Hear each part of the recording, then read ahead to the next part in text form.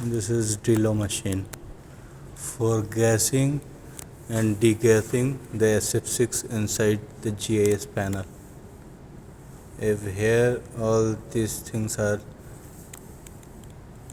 for operations, you check here, the maximum is 10 bar. It means 145 psi.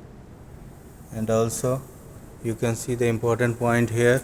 If any mishap, anything happened during the operation of gas filling or degassing, we can use this switch. You see, emergency stop, this one.